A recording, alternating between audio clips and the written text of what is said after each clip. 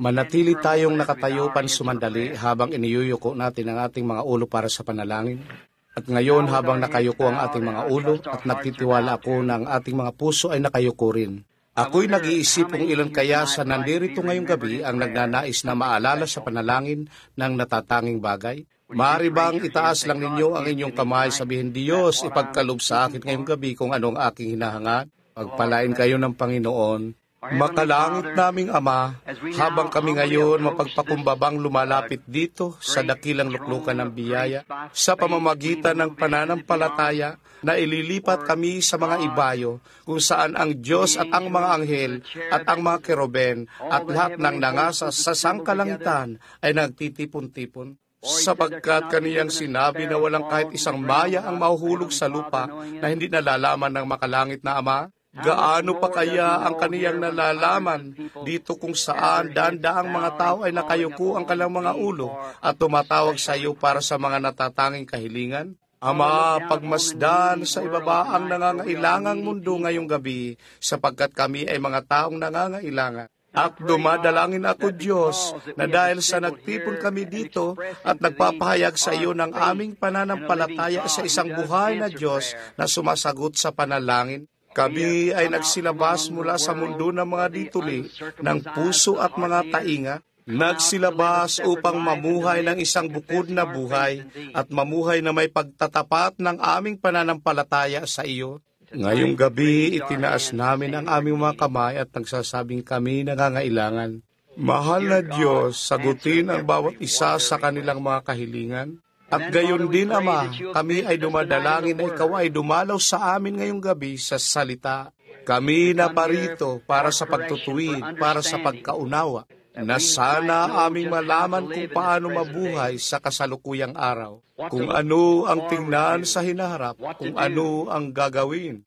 Dahil ating alam ang pagdating ng Panginoon ay nalalapit na, alinsunod sa lahat ng mga tanda na inihula ng mga propeta.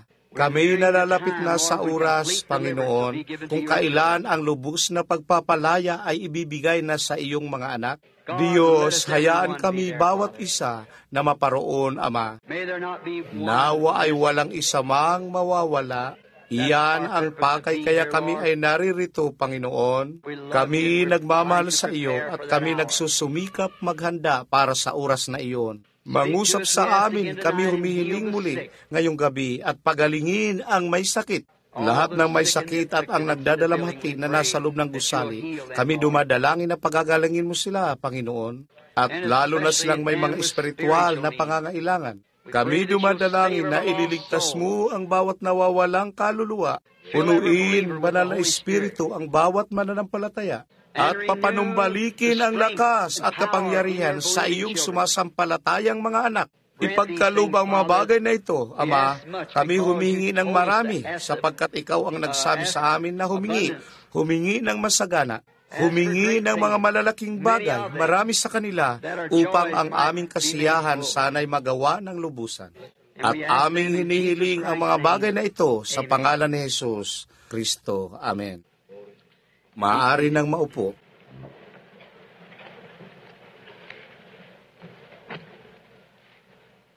Ako'y tiyak na pinapalagay ito na isang malaking pribilehiyo ngayong gabi na makabalik dito sa entablado muli dito sa matas na paralang ito upang harapin ang mabubuting mga taong ito na nangagkatipon upang marinig ang Ebanghelyo. Aking hiniling ang habag ng Diyos para tulungan ako na sabihin sa inyo ang katotohanan hanggang sa nalalaman kong katotohanan. Kanya pa ring maisara ang bibig ng isang tao, katulad ng pagsara niya sa bibig ng isang leon. At kung sakaling aking subukang makapagsalita ng anumang bagay na mali at taliwas sa kanyang kalooban, taimtim kong dalangin na isara niya ang aking bibig upang hindi ko masabi ito. Sapagkat totoo, nais kong mapunta sa langit ang aking sarili. At hindi ako mapupunta doon, at maliban sa lahat ng mga iyon, magiging isa akong bulaang pinuno, isang tao na nakagawa ng isang bagay na hindi totoo. Kung gagawin ko ito'y dahil wala akong alam na kaibahan. Pagpalain kayo ng Panginoon. Ngayon, bukas ng umaga, kung ito ay kalooban ng Diyos, nilalayon kong mangusap sa paksang iyon ng kasal at diborsyo. At kami umaasa na darating kayo at dalhin ang inyong mga lapis at mga papel. Hindi tayo magtatagal, subalit nais ko lamang na Iyon ang aking layunin sa pagbalik dito una sa Indiana na aking ipinangako sa inyo iyon. At sisikapin ko bukas ng umaga. Kung hindi ko makuha ito bukas ng umaga, gagawin ko bukas ng gabi. Subalit sisikapin ko bukas ng umaga kung luluubin ng Panginoon na mangusap tungkol sa paksa. Ang dalawang paaralan ng mga kaisipan at naway tulungan tayo ng Diyos na malalaman kung ano ang katotohanan. Upang malaman lamang kung anong katotohanan, upang tayo makalakad sa katotohanan at sa liwanag. Tayo, alam nyo, mayroon dating isang matandang may kulay na kaibigan. Kaniyang sinabi sa akin, kapatid na Billy, kaniyang sinabi, ako, ayaw ko ng anumang kaguluhan sa ilog. Kaniyang sinabi, nais kong mapasakamay ko ang aking tiket. At kapag sumelbato na, ayaw ko ng anumang kaguluhan doon. Nagtanong ako sa Panginoon matagal na panahon kung mayroong anumang bagay na mali, hayaan akong ayusin ito ngayon din. Sinabi, dahil ito'y magiging madilim at mabagyo sa umagang iyon sa pag-alis ng barko patungo sa kabilang ibayo. Sinabi, ayaw ko ng anumang sagabal, nais kong ayusin lahat ng ito ngayon. Iyon kung bakit tayo ay naririto upang sikaping ayusin ang lahat ng mga sagabal upang makasakay tayo sa oras na iyon. Ngayon, ayaw kong mangungusap sa inyo ng napakahaba ngayong gabi sapagkat mayroon tayong dalawang gawain bukas. At pagkatapos alis agad ako sa iba pang lugar, sa isa pa, maraming mga gawain. Subalit ngayon, sa aklat ng Deuteronomio, nais kong basahin mula sa ika-16 na kabanata, ang unang 3 mga talata ng Deuteronomio 16:1 hanggang 3. Magdidiwang ka sa buwan ng Abib at ipangingilin ang Paskwa sa Panginoon mong Diyos. Sa ika-4 buwan ng Abib, inilabas ka ng Panginoon mong Diyos sa Ehipto sa gabi. At iyong ihahain ang Paskwa sa Panginoon mong Diyos, ang sa mga kawan at sa bakahan, sa dakong pinili ng Panginoon na patatahanan sa kanyang pangalan. Ngayon, ang aking paksa ngayong gabi ay ang pinili ng Diyos na dakong sambahan. Kung mapapansin ninyo, ang buwan na AB, AD, B na naroon ay nangangahulugang Abril. Ang buwan ng Abril ay kung kailan sila inilabas. At ngayon, ang di karaniwang bagay ay na tayo ngayong gabi bilang mga mananampalataya ng Diyos sa araw na ito na ating pinamumuhayan. At nasusumpungan natin ang napakaraming mga iba't ibang kaisipan ng mga tao. At hanggat mayroon iba't ibang mga kaisipan tungkol sa bagay-bagay, mayroong iba't ibang mga katanungan, kailangang mayroong isang tumpak na kasagutan sa bawat katanungan na itinatanong. Kung ako ang magtatanong, ano ba ito? Bueno, sasabihin nila, isang upuan. Para saan ito? Kita nyo? Ngayon, hayan, maaaring mayroong magsabi, hindi ito isang upuan, ito isang kapirasong kahoy. Bueno, iyan ay kapirasong kahoy, ngunit iyan ay isang upuan pa rin. Kita nyo, kailangan may isang tumpak na kasagutan dito. At kung ako'y magtatanong tungkol sa anumang bagay, kailangan may isang tumpak na kasagutan. Maaaring mayroong bagay na malapit dito, subalit kailangan may isang tumpak, tuwirang sagot sa bawat tanong. Kaya dahil doon, bawat katanungang dumarating sa ating mga buhay, kailangang may isang tumpak, wastong kasagutan. At ngayon, sa araw na ito, ating naririnig itong sinabi, napakarami sa ating mga tao sa mundo sa panahon ngayon, sa pagiging misyonero, ilang bisis na kapaglakbay sa ibayong dagat at sa buong mundo, ako'y nakisalamuha sa marami at iba't ibang mga relihiyon, tulad ng Buddha at Muhammadan at ang mga Sikh at ang mga Jain at ano pa ba ng mga reliyon ng mundo. Gayon din dito sa ating sariling Estados Unidos at iba pang mga bansa nakipagtagpo sa lahat ng iba't ibang mga iglesia tulad ng ating mga may sikta na mga iglesia. Simula sa unang Romano Katoliko at pagkatapos sa Grego at iba pa at ang iba't ibang mga seremonya. At pagkatapos doon pababa sa pangkalahatang denominasyong mga kapanahunan ng 900 at may iba't ibang protestanteng mga denominasyon. Ngayon, bawat isa sa kanila, mangyari pa, maunawaan ninyo ang kanilang kaisipan at hindi ko sila masisi. Bawat isa ay nag-aangkin na sila ang katotohanan, nasa kanila ang katotohanan. At ang mga taong kaanib ng mga iglesyang iyon ay kailangang paniwalaan iyon. sapagkat ipinakipagsapalaran nila ang kanilang paruroonan, ang kanilang walang hanggang paruroonan sa katuruan ng iglesyang iyon. At sila'y masyadong magkaiba sa isa't isa hanggang sa magawa itong 900 at may iba't ibang mga katanungan. Sa makatuwid, bilang 900 at may iba't ibang mga katanungan, dapat may isang wastong kasagutan. At nais ko para sa atin ngayong gabi, bilang tayo nagsisikap na pumunta sa langit at makatagpo ang ating Panginoong Hesus na minamahal nating lahat, nais kong magsaliksik sa mga kasulatan upang matagpuan iyon. Ngayon, kung isa itong katanungan sa Biblia, dapat may isang kasagutan ito sa Biblia. Hindi ito dapat manggaling sa isang grupo ng mga tao, sa alinmang kapisanan, o sa ilang mga guro, o sa ilang denominasyon. Dapat ito'y manggaling ng tuwiran sa kasulatan, kung saan naroroon ang dakong tagpuan ng Diyos ng pagsamba. At tiyak, bilang Diyos, mayroong isang dakong tagpuan kung saan na kaniyang kinatatagpo. Ngayon, nasusumpungan natin dito sa Deuteronomio rito, sa pasimula, si Moises na binibigkas muli ang kasulatan. Ang mga bagay na sinabi niya sa kanila, kung paano niya sila inilabas sila na may isang dakila, malakas na bisig, palabas ng Ehipto at unang itinatag sila. Tinawag silang ang bayan ng Diyos hanggang sa makalabas sila sa Ehipto, at pagkatapos ay tinawag silang ang Iglesia ng Diyos. Sapagkat ang isang iglesia ay isang pagtitipon-tipon o sa katotohanan, ang iglesia ay nangangahulugang mga taong tinawag palabas, yaong mga taong tinawag palabas.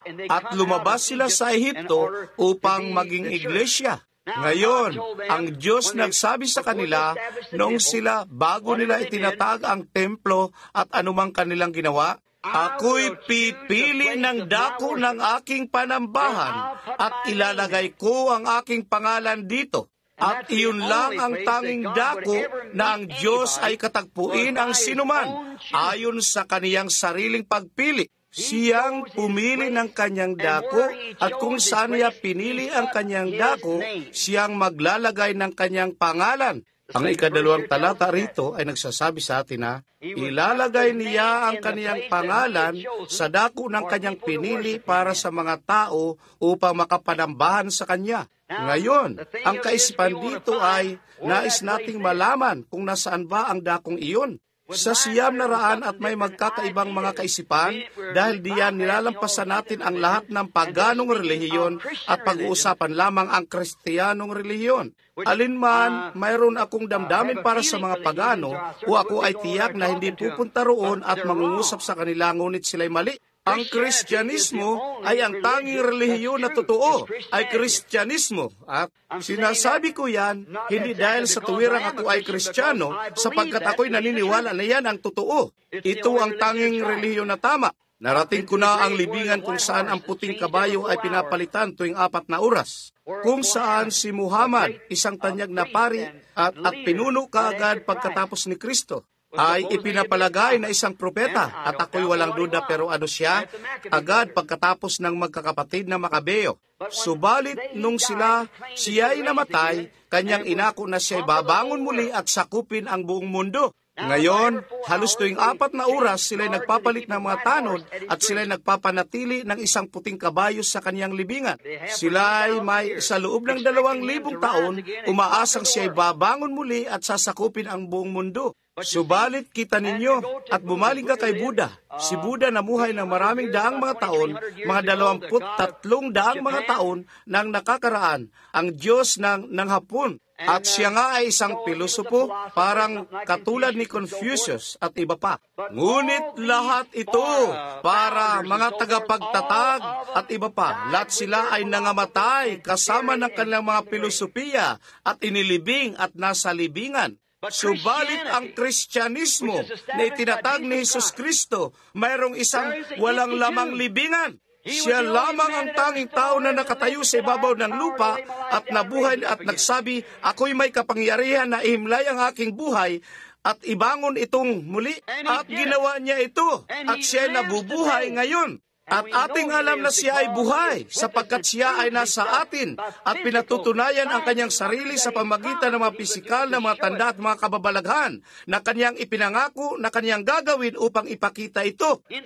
Hanggang sa bilang isang haliging apoy na nanguna sa mga anak ni Israel patawid sa kaparangan, ito'y nasa atin ngayon, na maging ang kanyang larawan ay nakunan. Ginagawa ang mga tanda at mga kababalaghan na kanyang ipinangakong gawin ngayon. Nakikita ang lahat ng mga salita na kaniyang ipinangako na ipinahayag sa araw na ito.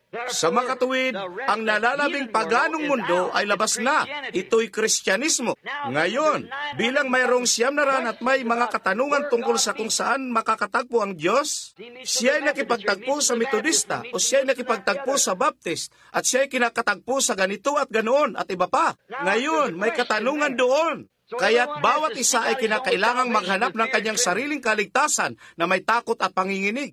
Subalit ngayong gabi nais kong subukang hanapin at patunayan sa kasulatan kung saan ang tamang dako sa kung saan ang Diyos ay makakatagpo at masasamba ng mga tao. At kung iyon na, iyon lang ang tanging dakong kailanman siya ay makakatagpo.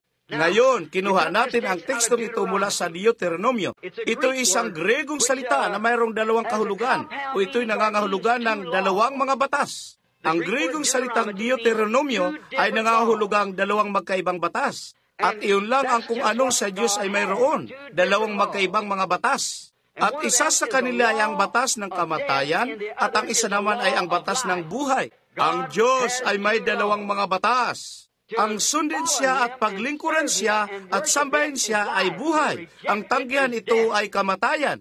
May dalawang batas sa Diyos. Ngayon, ang isa sa mga batas na iyon ay nagawang maipakilala sa mundo, sa bundok ng Sinai. Ibinigay ng Diyos ang batas kay Moises at sa Israel, hindi dahil sa matulungan sila ng batas, kundi ang batas ay tumutukoy lamang sa kanila na sila'y mga makasalanan. Hanggang sa panahon na iyon, hindi nila alam kung ano ang kasalanan, hanggang sa nagkaroon sila ng batas. Walang magiging batas kung walang kaparusahan. Ang batas ay hindi batas kung walang kaparusahan.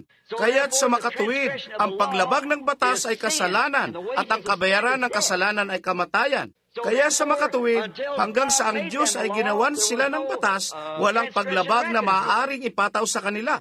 Kung dito'y walang batas na nagsasabing hindi ka maaaring tumakbo na higit sa 20 milya sa bawat oras, kung gayon, maaari kang tumakbo ng labis sa 20 milya sa bawat oras. Subalit kapag may batas na nagsasabing hindi mo maaaring gawin ito, kung gayon may batas at kaparusahan sa likod nito. Ngayon, ang kamatayan, ang batas ng kamatayan ay ang mga kautusang ibinigay sa bundok ng Sinai na nagsabi sa tao na isa siyang makasalanan. At sa paglabag ng batas ng Diyos, namatay siya.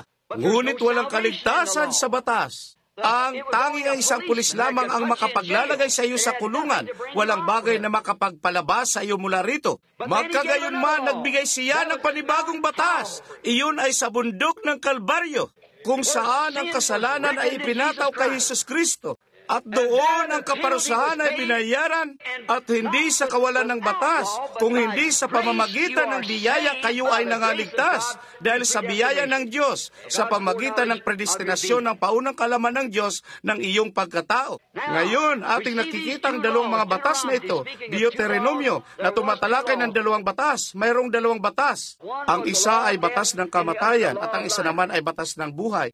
Mayroon ding dalawang tipan na ibinigay sa mga tao. Ating tatalakay na mga ito sa umaga. Ang isa sa kanila ay binigay kay Adam na may pasubali. Kung gawin mo ito at hindi gawin iyon, subalit ang batas na iyon ay nilabag. Si Adam, si Eva ay nilabag iyon doon sa halamanan ng Eden. At ginawa ng Diyos ang pangalawang tipan at ibinigay iyon kay Abraham. At ang batas na iyon ay walang pasubali. Ito'y hindi sa kung ano ang ginawa mo o kung ano ang iyong gagawin. Kaniyang sinabi, nagawa ko na ito. Iyo'y biyaya. Iyon ang batas ng buhay. Ang Diyos ay ginawa iyon para kay Abraham at sa kanyang binhi pagkatapos niya. Iyo'y sa lahat ng binhi ni Abraham. Tulad ng sinabi ng Biblia, ang buong Israel ay maliligtas. Ngunit hindi iyon nangangahulugang mga Hudyo. Gaya ng sinabi ni Pablo, iyong Israel na nasa loob o ang Israel na nasa labas. Nasa labas, habang ating tinalakay nung isang gabi, mga anak ito ni Isaac sa pamagitan na sexual. Subalit ang batas ng Diyos ay sa pamagitan ni Kristo na siyang maharlikang binhi ni Abraham, na sa pamagitan ng biyaya ang buong Israel ay naligtas. Iyo'y lahat ng na kay Kristo ay ligtas, lahat ang pangalawang tipan ng Diyos. Ngunit lahat ng mga bagay na ito ay tumutukoy kay Kristo. Ngayon, pansinin ang ikalawang talata. Ang ikalawang talata dito sa Deuteronomio 16. Manambahan sa dako na aking pinili. Ngayon, dapat mong sambahin ng Diyos, kanyang sinabi, sa dakong aking pinili. Hindi sa kung ano ang pinili ninuman, kundi kung ano ang aking pinili. Ngayon, kung pinili ng Diyos ang isang dako, ito'y kinakailangan ating alamin kung ano ang kanyang sinabi tungkol dito at kung nasaan ito. Nais kong matagpuan ito, sapagkat sa totoo, nais kong sambahin siya. Tayo'y nariritong lahat ngayong gabi upang sambahin siya. Nakaupo tayo dito ngayong gabi bilang Metodista, Baptist, Katoliko, Saksi ni Jehovah, Kristiyanong Agham at lahat, ngunit lahat tayo naghahanap ng isang bagay. Nais nating malaman ang katotohanan. Ang sabi ng Biblia, kailangang inyong malaman ang katotohanan at ang katotohanan ang magpapalaya sa inyo. Sino man hindi mo malalaman kung ano ang iyong ginagawa, hindi mo alam kung paano ito gawin, hanggang sa matutunan mo kung paano ito gagawin.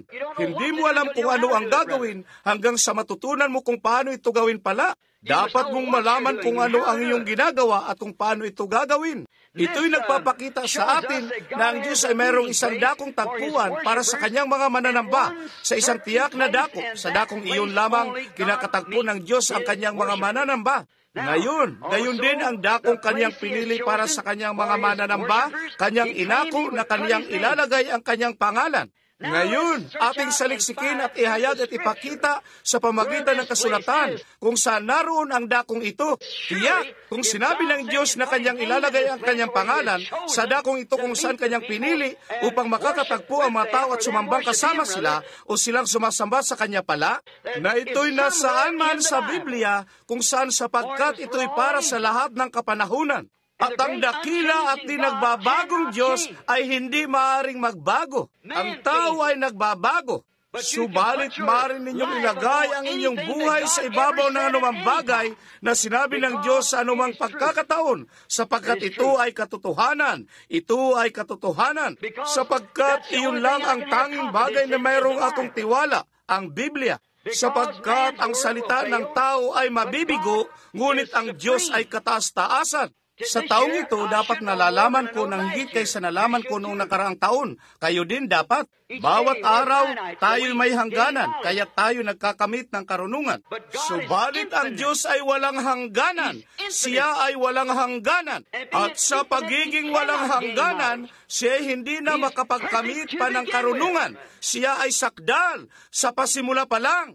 Bawat kapasyahan ay kailangang maging tamang-tama ang bawat kapasyahan. At kung paano nagkilos ang Diyos sa isang pagkakataon, siya dapat kumilos ng ganon din magpakailanman. O nagkilos siya ng mali nung siya kumilos sa simula. Kapag ang isang tao na lumapit sa Diyos para sa kaligtasan, sa pamagitan ng batayan na tinanggap niya siya, kailangan ito'y matanggap sa parehong batayan sa bawat pagkakataon. Iyo'y tama. Kapag ang isang tao na lumapit sa Diyos para sa makadiyos na pagpapagaling at tinanggap siya ng Diyos sa pamagitan ng isang tiyak na batayan, ang susunod na taong darating, siya tatanggap sa kanya sa ganon ding paraan o siya nagkamali nung kanyang tanggapin ang unang tao. Ang Diyos ay gumawa ng isang batayan upang kanyang katagpuin ang tao. Gumawa siya ng isang batayan kung ano ang kanyang gagawin, kung paano niya gagawin ito. At iyon ay sa pamagitan ng pang-alay na dugo ng isang kordero sa halamanan ng Eden. Ang Diyos ay hindi walang panahon na binago ito. Siya ay nagpasya kung paano niya ililigtas ang tao. Ating sinubukan ngayong turuan ang tao dito. Ating sinubukang pag-aralin sila, sinubukang turuan sila, sinubukang bigyan ng pagkakakilanlan, sinubukang gawin ang lahat ng iba't iba pang mga bagay-bagay, papasukin sila, kamayan sila, bautismuhan sila, bawat kaparaan ng mayroon, papasukin sila sa pamagitan ng mga sulat. Subalit nananatili pa rin ganoon, na ang kinakatagpo ng Diyos ang isang tao sa pamagitan ng ibinuhos na dugo ng kordero. Dugo ang paraan ng Diyos sa pasimula at ang dugo ang paraan ng Diyos ngayong gabi. Mabuting gumawa ng pagpakasakit at lahat ng mga bagay na ito, subalit ang kaligtasan ay dumarating lamang sa pamagitan ng dugo. Ang dugo lamang ang tanging paraan na pinili ng Diyos upang iligtas ang tao at hindi niya mababago ito. Si Job ay ganun din. Alam niya na siya ay isang matuwid sapagkat siya naghandog ng alay na iniutos sa kanya ng Diyos. Ngayon, ating saliksikin ngayon upang makita kung ano ang dakong ito at ang dakong kaniyang pinaglagyan ng kanyang pangalan. Hahanapin natin upang malaman kung saan niya inilagay ang kanyang pangalan.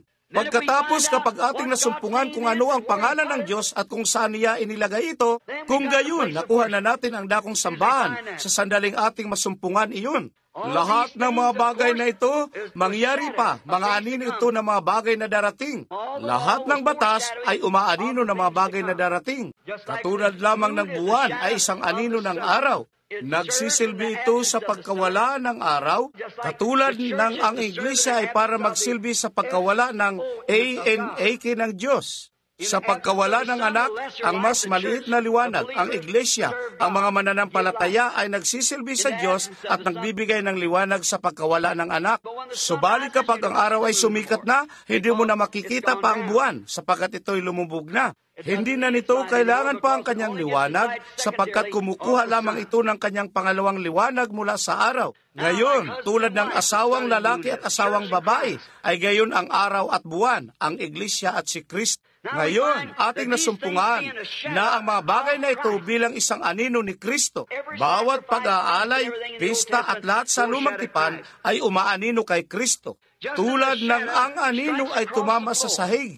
Ngayon dito ay kung saan ating hahanapin upang masumpungan ang tamang dakong sambahan, ay dapat bumalik dito sa lumang tipan kung saan ito ibinigay at tingnan kung ano ang mga bagay-bagay na ito. Ngayon, kapag dumating ang isang anino sa sahig, masasabi mo kung ito'y lalaki, babae o hayop o maging anuman ito sapagkat nagtatapon ito ng isang anino sa ibabaw ng sahig. At habang umiikli ang aninong iyon, ang anino bilang siyang negatibo at hindi magkakaroon ng isang negatibo kung walang isang positibo. Sa makatuwid, kapag ang positibo ay napalapit sa negatibo, ang negatibo ay pumasok sa positibo. Ang anino at ang positibo ay nagsasama at iyon ang gumagawa niyon na positibo pagkatapos. At kung ang lahat ng mga lumang bagay, ang sabi ng Biblia, sa lumang tipan ay mga anino ng mga bagay na darating. Kung gayon, si Kristo ang anino ng mga bagay na darating. Kaya makikita natin sa pamamagitan ng mga tipo ng lumang tipan kung saan ang pinili niya na paglalagyan ng kanyang pangalan at sa para sa ngayon. Ngayon, habang ang anino'y nakahalang sa sahig, sinabi ko ang negatibo bilang isang tipo. Kaya tayo, ang mga mananamba, ay makakita rin ng mga anino ng lumang tipan na nangungupas ng dahan-dahan paloob ng positibo ng bago. Ngayon, lahat ng mga pista, ang mga pangiling araw, lahat ng tabernakulo, lahat ng kahoy, lahat ng bagay sa tabernakulo, lahat ng bagay ay tumipo kay Kristo. Lahat ng mga handog, lahat ng mga batas, lahat ng bagay ay nakatipo kay Kristo. Tinalakay na natin ito ng maraming pagkakataon dito sa tabernakulo. Pagkatapos ating nakikita dahil sa mga ito ng bawat kredo, iglesia at denominasyon ay naiwanan na ng husto. Niwala na ito sa takbuhan sa anumang paraan. Bawat kredo, bawat iglesia, bawat denominasyon ay lubusan ng iniwanan. Wala nang dako para sa kanila sa anumang paraan. Walang naitipo sa lumang tipan o saan man sa Biblia ng Iglesia, kundi ang puwersang pagkakaisa ng Tore Babel. Iyon lang ang tanging bagay na tumitipo sa pagkakaisa. Sapagkat sa pamamagitan nito ni Nimrod, isang masamang tao na lumabas at pinilit ang lahat ng maliliit na mga bansa na pumunta sa isang dako at itungang malaking tore. Isang relihiyosong pagsamba ito talaga, subalit hindi kinilala sa salita ng Diyos. Kaya doon kung saan makikita ninyo ang denominasyonal na relihiyon na tinitipo ang tore ni Babel sa lumang tipan. Alinman ang relihiyong ito ay totoong isang relihiyon, ngunit hindi ang relihiyon ng salita ng Diyos. Ang Diyos ay hindi pinili para ilagay ang kanyang pangalan sa anumang denominasyon. Nais ko ang kasulatan para dito kung ito nga. Alam kong inaangkin nilang pumili siya, ngunit hindi. Hindi niya pwedeng ilagay ang kanyang pangalan sa maraming mga dako sapagkat kanyang sinabing inilagay niya ang kanyang pangalan sa isang dako at ang isang dakong iyon.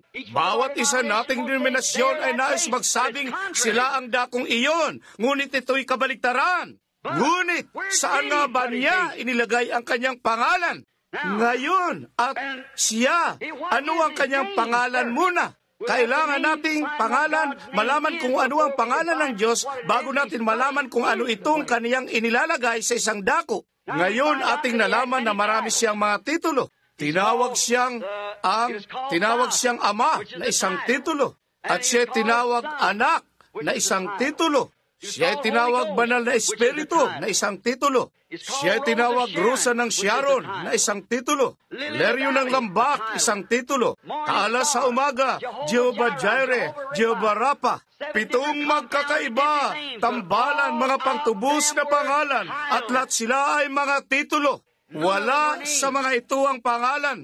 Subalit mayroon siyang isang pangalan. Noong kaniyang makatagpo si Moises, wala pa siyang pangalan. At kaniyang sinabi kay Moises, ako nga. At noong ating nakita si Jesus sa lupa, nagsasalita sa mga Hebreo, 6 na kabanata. Hinihingi ko ang inyong paumanhin. Sa San Juan ay 6 na kabanata, kanyang sinabi, ako nga. Kanilang sinabi, bakit? Ika-isang tao na hindi lalampas ng 50 taong gulang at magsasabi na iyong nakita si Abraham? Kaniyang sinabi, bago pa si Abraham, ako nga. At ako nga, yaong isa, ang nagniningas na puno, ang haliging apoy na naroroon sa nagniningas na puno, doon sa mga karawan ni Moises. Ang ako nga. At ngayon ating nalalaman na sinabi ni Jesus din, ako naparito sa pangalan ng aking Ama at ako'y ayaw ninyong tanggapin. Kung gayon, ang pangalan ng Ama ay dapat Jesus, iyo'y tama.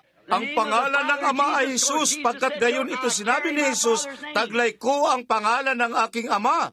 Naparito ako sa pangalan ng aking Ama at ayaw ninyo akong tanggapin. Kung gayon, ang kanyang pangalan ay Jesus. At tinawag siya ni Gabriel na Jesus, ang mga propeta tinawag siyang si Jesus, at walang pasubaling siya ay si Jesus. Bago ang kanyang kapanganakan, kahit ang banal na propeta ay tinawag ang kanyang pangalan na Emmanuel, na ibig sabihing sumasa atin ang Diyos. Kung gayon, ang Diyos ay nahayag sa laman upang alisin ang sala ng sanglibutan, at sa paggawa noon, binigyan siya ng pangalang Jesus.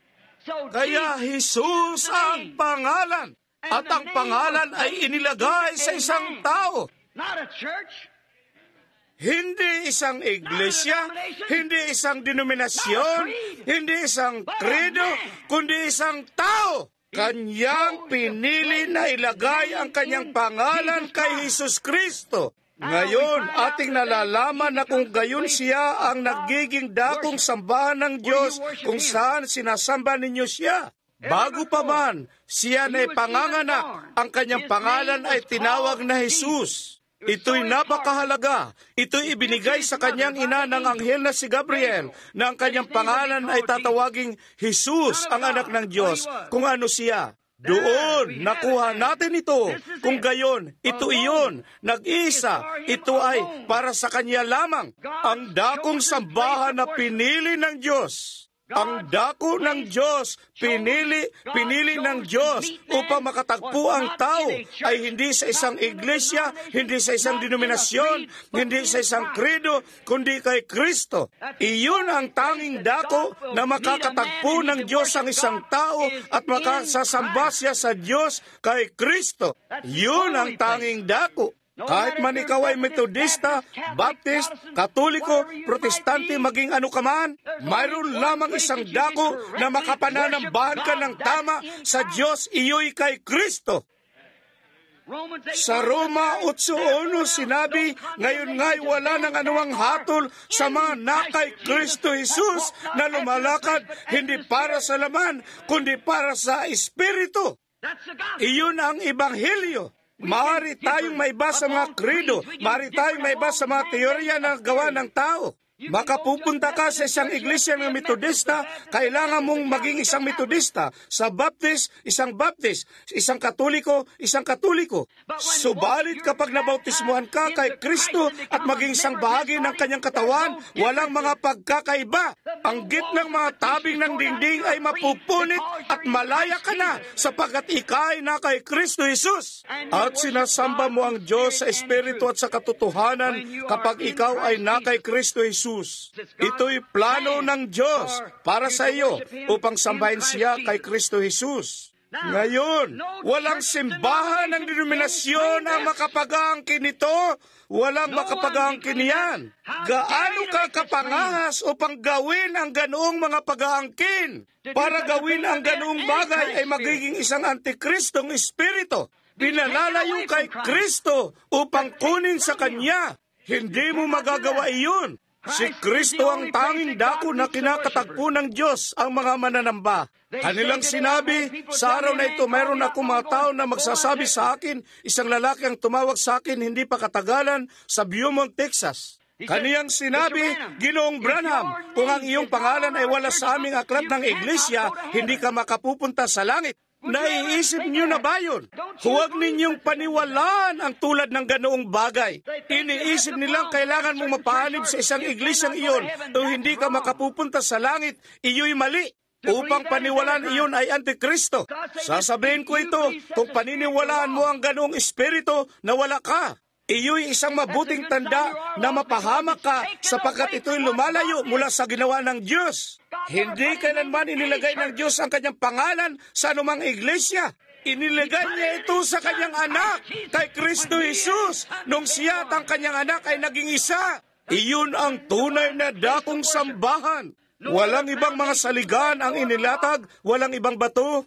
Kay Kristo ang matatag na bato, kinatatayuan ko, lahat ng iba pang lupa ay mga buhanging lumulubog. Ang mga denominasyon ay guguho at babagsak, ang mga bansa ay mga wala, subalit siya ay mananatili magpakailanman. Walang ibang dako na matatagpuan ng isang tao upang sambahin ang Diyos na makatutugon ang Diyos sa Kanya. Walang dako maliban kay Kristo Jesus. Iyon ang tanging dako na pinili ng Diyos upang paglagyan ng kanyang pangalan at ang tanging dako na makakatagpo niya ang tao upang sumamba. Mapahamak ka pag pinaniwalaan ang anupamang bagay. Pansinin, lahat ng 7 mga pista ng Hudyo ay inilagak sa iisang dako. Hindi nila inilagak ang isang pista rito para sa Metodista at isa dito para sa Baptist. Isa sa banda roon para sa Presbyterian, isa uli dito para sa Katoliko at isa para sa Protestante. Lahat ng 7 kapistahan ay inilagak sa isang dako. Ito'y isang napakagandang tipo rito. Katatapos pa lang natin sa 7 kapanahunan ng Iglesia, magpapakita na iniingatan ng Diyos ang lahat ng 7 kapanahunan ng Iglesia sa salita. Sapagkat bawat kapanahunan ng Iglesia ay nagdala ng isang bahagi ng salita at kailanmat nagtaglay sila nito at nakita ang liwanag. Tulad lamang ng mga tao ng unang maalaman ang pagbautismo sa pangalan ni Jesus. Ano ang kanilang ginawa? Nagtatag sila ng isang denominasyon mula rito at namatay ito doon mismo. Pagkatapos ang Diyos ay kumilos agad sa iba pang tao. Hindi siya makapananatili sa isa man sa mga kredong iyon at mga katuruan. Wala siyang anumang gagawin dito. Walang bagay na lihis sa Diyos. Banal ang salita ng Diyos, walang halo. Si Kristo ang gitnang dakong sambahan ng Diyos. Siya ay Diyos. Lahat ng 7 pista ay kailangang ingatan sa isang dakong ito. Hindi mo maaring ingatan ang pista sa alinmang ibang dako, subalit silang 7 dako. Ang 7 mga pista ng taon ay dapat ingatan sa isang dako. Sa makatuwid, ang 7 kapanahonan ng iglesia ay dapat manggaling sa isang nag-isang dako. Iyon ay si Kristo na nangungusap sa lahat ng 7 kapanahonan ng iglesia. Iyo'y tamang-tama. Tipo ng 7 kapanahonan ng iglesia. Ngunit nagsitatag sila ng mga denominasyon mula rito. Ngayon, ating tingnan ng isa pang tipo habang narito pa tayo. Iyo'y ang tipo ng Paskwa, umaanino kay Jesus. Napapansin natin dito ang pag-aalay ng dugo sa pamagitan ng kamatayan. Ang pag-aalay ng dugo ay ang dako na umaanino kay Kristo. Maaari bang dumugo ang isang denominasyon? Makaiisip ka ba ng isang iglesyang dumudugo? Isang denominasyonal na dumudugo? Tiyak hindi. Nangangailangan ito ng dugo upang dumugo mula sa isang buhay. At ang buhay, makikita rito si Jesus sa pamagitan ng kordero. Ang kordero ay isang tipo ni Kristo at umaanino kay Kristo sapagkat siya ay ang kordero ng Diyos na ipinakilala ni Juan na nag-alis ng kasalanan ng sanlibutan. Nasusumpungan natin si Jesus na nagpapakita dito sa Eksodo ang 12 kabanata. Pansinin, ito lang ang tanging dako na hindi mahampas ng kamatayan. Kapag ang kamatayan ay akmang hampas na sa lupa, kailangan mayroong isang tiyak na dako. Lahat ng mula sa ilalim nito ay nangamatay.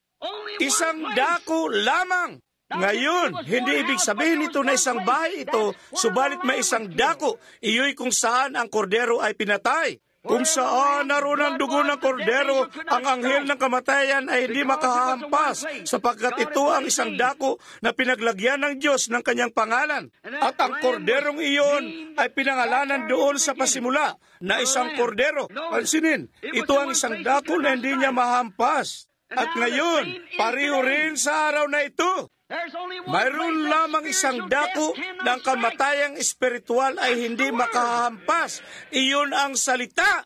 Ang kamatayan ay hindi maaaring hampasin ang salita sapagkat ito'y ang buhay na salita ng Diyos.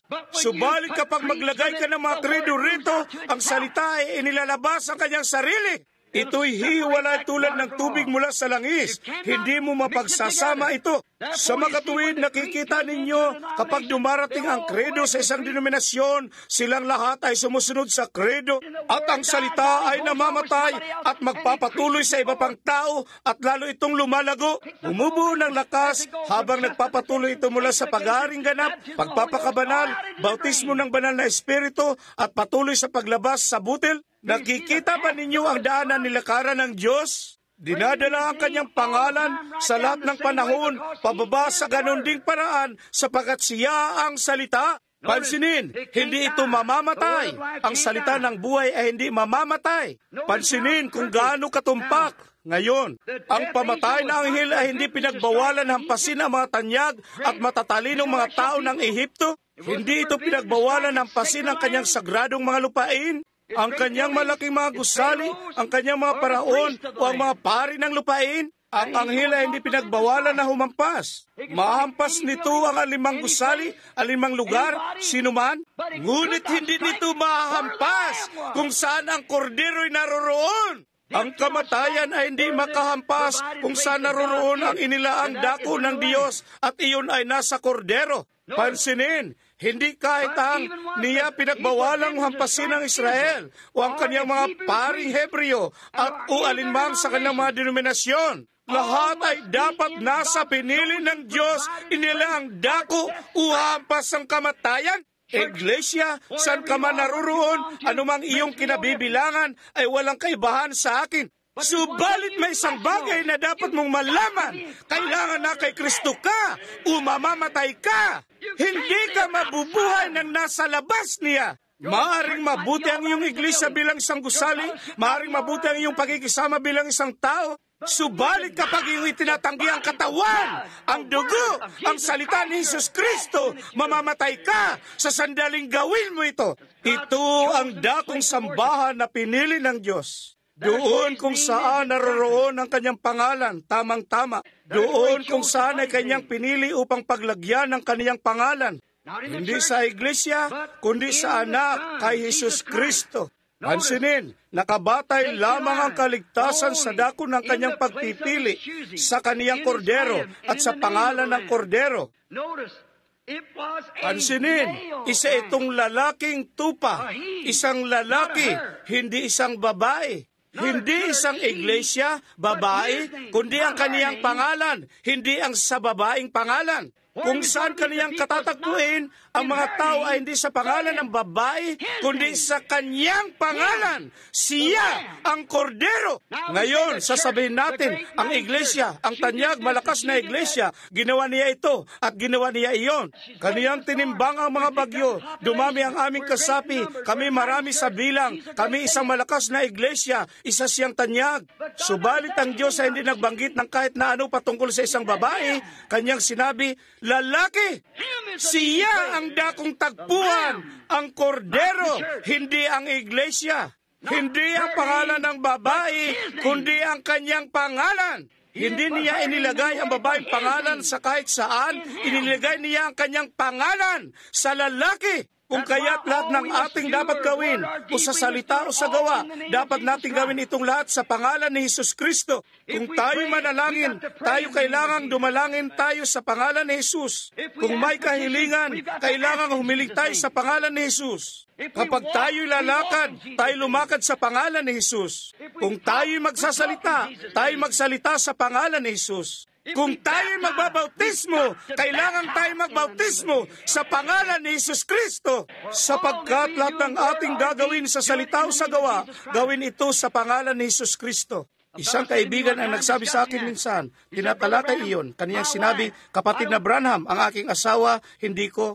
Kaniyang sinabi siya, ang pangalan niya ay ganito at ganito. Siya isang ministro, maaaring nakaupo dito ngayon. At kanyang sinabi, ang aking asawa, sinabi, nasa kaniya ang aking pangalan. Sasabihin ko lang na Jones, sapagkat hindi ito Jones. Kanyang sinabi ngayon, hindi niya kailangang bumangon bawat umaga, kunin ang walis at sabihin, ngayong winawalisan ko ang sahig sa pangalan ni Jones. At hinuhugasan ko ang mga hugasan sa pangalan ni Jones. At tinatagpian ko ang mga damit sa pangalan ni Jones. Kaniyang sinabi, sa palagay ko, hindi mo na kailangan pang tawagin ang alimang pangalan sa anumang paraan. Aking sinabi, naniniwala akong dapat mong tawagin, iyo'y tama. At kaniyang sinabi, aba, bakit? Hindi niya kailangang sabihin ito, lahat ng kaniyang ginagawa ay sa pangalan ni Jones bilang panimula. Aking sinabi, subalit hindi ka kailanman lumakad sa isang lansangan at natagpuan siya at sabing, halika Jones. Kailangan siyang maging una sa pamamagitan ng isang seremonya ng kasal. Jones, kung ayaw niya, namumuhay kayo sa pangangalun niya. At kung nabautisman kayo sa alinmang ibang paraan, maliban sa pangalan ni Jesus Kristo, ito isang mapangangalun niyang bautismo na hindi matagpuan sa Biblia. Kung gayon, kung ano ang iyong ginagawa sa salita at gawa, gawin ito lahat sa pangalan ni Jesus. Pagkatapos niyan, kung ano ang iyong ginagawa, ngunit una, ikaw ay lumapit dapat sa kaniyang pangalan. Maraming mabubuting mga kababaihan sa gusaling ito ngayong gabi. Mabubuti, matatapat na kababaihan, ngunit mayroon lang isang ginang William Branham. Siya yung umuuwing kasama ko. Siya yung isa na aking asawa. May mga mabubuting mga tao sa mundo, mabubuting mga iglesia, subalit may isang ginang Jesus Kristo at iyo'y ang kanyang ipinunta. Doon kung saan nakalagay ang kanyang pangalan. Doon ang kinaroroonan ng kanyang sambahan. Sa kaniya at sa kanya lamang, iyan ay totoo. Opo, Ginoo. Nakikita natin iyon na siyang totoo. Ngayon, iyan kung bakit tayo, lahat ng ating ginagawa sa salita o sa gawa, ginagawa natin ito sa pangalan ni Jesus Kristo. Walang ibang pangalan na ibinigay sa silong ng langit para sa kaligtasan, maliban sa pangalan ni Jesus Kristo.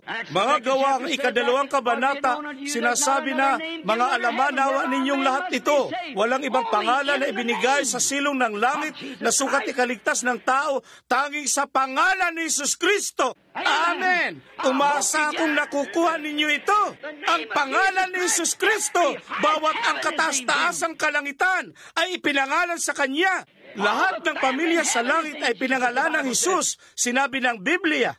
At lahat ng pamilya sa lupa ay pinangalan ng Jesus. Kung gayon, iyon ang piniling pangalan ng Diyos at kung saan niya inilagay ito, iyon ang kaniyang dakong sambahan ay na kay Jesus Kristo. Ngayon, nalalaman natin iyon na ganun nga. Walang ibang dako na sasambahan maliban sa Kanya. Walang ibang pangalan sa silong ng langit na ibinigay sa tao na sukat nilang ikaligtas. Kaniya ang pangalan ng Diyos sa katubusan. Ang Diyos ay may pangalan na tinatawag na Jehovah Jireh, Jehovah Rapha, Jehovah Jireh. Ang Panginoon ay pinatawad ang lahat ng iyong mga kasalanan. Jehovah Rapha, ang Panginoon ay pinagagaling ang lahat ng iyong mga karamdaman. Siya ay may maraming mga titulo, subalit siya ay mayroong isang pangalan ng katubusan na pag-aari ng lahi ng tao at iyon ay ang pangalan ni Jesus. Yun ay kaniyang pangalan pinili niyang paglagyan. Saan ba niya inilagay ito? Inilagay niya ito kay Kristo. Lahat ng ibang mga pangalan ng iglesia, mga kredo, mga titulo ay kamatayan ang pagtiwalaan sila. Pinagtitiwalaan mo ang iglesia ng Metodista na magdadala sa iyo sa langit, mapahamak ka. Kung pinagtitiwalaan mo ang mga Pentekostal, ang iglesia ng Pentekostal na magdadala sa iyo sa langit, mapahamak ka. At ang Baptist, Lutheran, Presbyterian, Katoliko at alinmang ibang iglesia, pinagtitiwalaan mo ang kanilang pangalan o ang kanilang titulo o ang kanilang kredo, mapahama ka. Sapagkat na hindi ka maaaring manambahan hanggat hindi ka muna papasok sa dakong sambahan. Amen. Iyon lang ang tanging dako na kinakatagpo ng Diyos ang mananamba, ang dakong kaniyang pinili upang paglagyan ng kanyang pangalan. Lahat ng iba, magtiwala kayo sa kanila, kayo'y mamamatay. Siya rin, isa pang anino ni Jesus dito na tinandaan ko ang kasulatan. Gayon din siya ay umaanino dito. Kailangan siya ay walang kapintasan. Ang dakong pinaglalagyan niya ng kanyang pangalan, ang korderong ito ay dapat walang kapintasan. Ngayon, anong denominasyon o sistema ang maaari mong pagkabitan nito?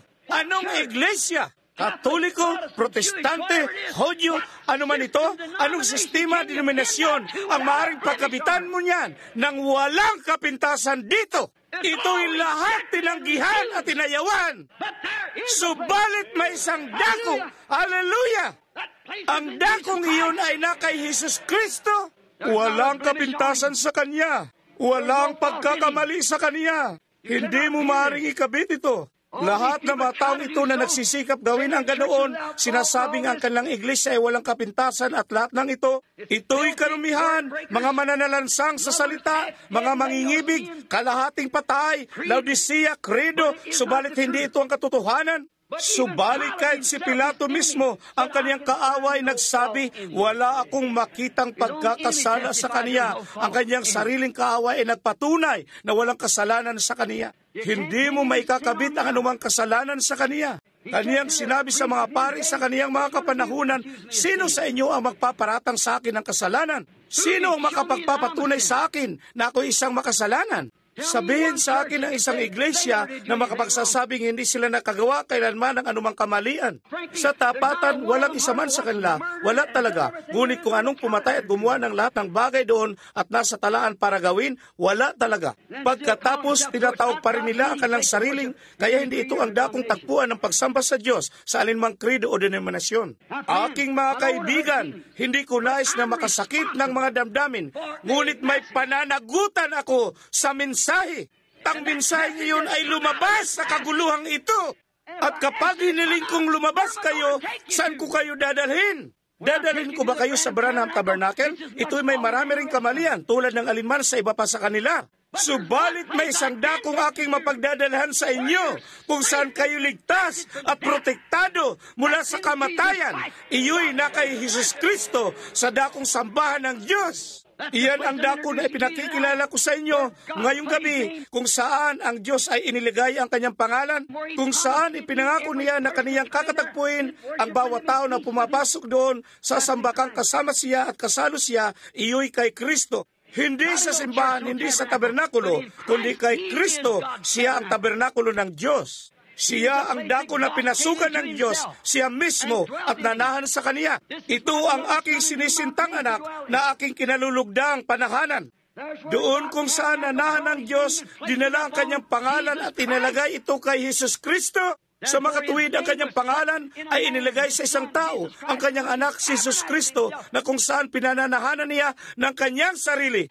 At sa tabernakulong iyon, kung saan sa isang tipo ang lumang Jerusalem. Ang matandang mga pista, ang lumang templo ay isang tipo. Noong pumasok ang usok, ang araw na pumasok ang kaban ng tipan at nananahan at ang tinig ng Diyos ay narinig mula rito. Kaya naman maririnig din ang tinig ng Diyos na nagmumula sa tabernakulo kay Jesus Kristo, na ang luma, natural, ay isang tipo at isang anino ng bago. At noong pumasok siya kay Kristo, kanyang sinabi, ito ang aking sinisintang anak na aking kinalulugdan, panahanan, at pipili ako ng dako kung saan aking ilalagay ang aking pangalan at kung saan aking kakatagpuin ang tao at kung saan ako ay mananambahan.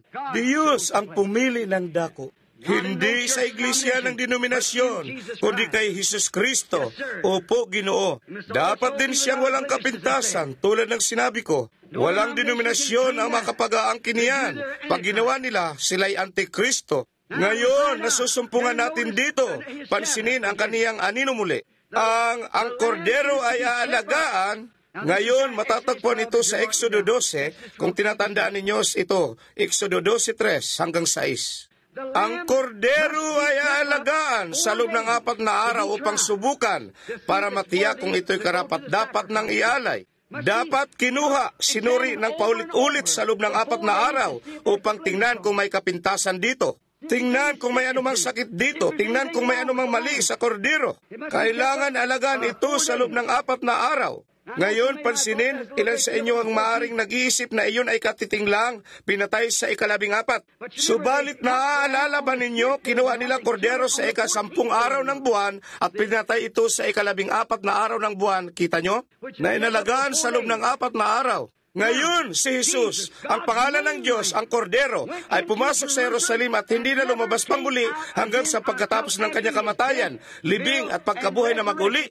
Siya ay inalagaan sa ilalim ng mga kritiko sa loob ng 4 na araw at 4 na gabi. Talagang akmang-akma ang pagkakatipos sa korderong iyon. Inalagaan sa loob ng 4 na araw. Iyo'y nung sinabi ni Pilato, wala akong makitang kasalanan sa kanya. Isa na namang anino niya, walang mababaling buto sa kaniya ng ganap na hindi nila magawa sa pagpatay sa alay, hindi nila mabali ang buto. Kapag nabali, tinatanggihan ito. At kanilang iniumang na ang maso upang balin ang mga buto sa mga paa ni Kristo nang kanilang sabihing patay na siya. Kanilang inulus ang kaniyang tagiliran at nakita ang dugo at tubig. Pansining muli ang isa pang dakilang bagay rito. Hindi ko ito basta mapalalampas sapagkat siya ay isinagisag sa mga paghahandog, ang pagkaing handog. Naalala ko minsan mayroon silang isang paaralan sa Biblia, tinatawag na paaralan ng mga propeta, at totoong isang paaralan ito. At ating nalalaman na pumunta doon sa paaralang iyon si Elias isang araw. At kanilang sinabi kami, nakiusap sila sa kanya na umalis. Sinabi kapag ikay naririto, ang mga bagay ay masyadong maayos, kaya nais nilang umalis siya. At lumabas sila para pakainin siya ng pananghalian. At isang grupo ng mga pari ang lumabas o mga propeta upang pumitas ng ilang gisantes upang magluto ng pananghalian para sa kanya. At nang magawa na nila, nagtipon sila ng isang malaking iprong puno ng gisantes. At nang magbalik sila, ito ay mga ligaw na mga halaman na isang lason at inihulog ito sa loob ng palayok. At nagsimulang kumulo ang mga palayok. At sila, isang tao ang nagsabi, "Naku, may kamatayan sa palayok. Ngayon hindi na tayo makakakain pa." At sinabi ni Elias, "Dalan ako ng sandakot na pagkain."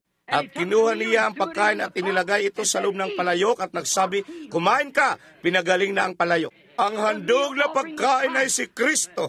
Bawat ngipin ng talim ay kailangang iisang pagkaayos at bawat maliliit na peraso ng pagkain ay kailangang pareho ang pagkakagiling para sa handog na pagkain. Nagpapakita na siyang tagapagpagaling, siya ang kapalit at nag-alis ng kamatayan at naglalagay ng buhay sa pamagitan ng dalawang batas. Hallelujah! Kung nasaan ang kamatayan ay isang dako, nang dumarating si Kristo, dumating ang buhay. Siya'y tulad kahapon, ngayon at magpakailanman. At kung saan may kamatayan, nagkaroon ng buhay doon, sapagkat ang Kristong iyon ay dumating, ang handog na pagkain. Napakadakilang mga aral ang maidudulot ng mga bagay na ito kung bigyan natin ng panahon para himayin ang mga ito.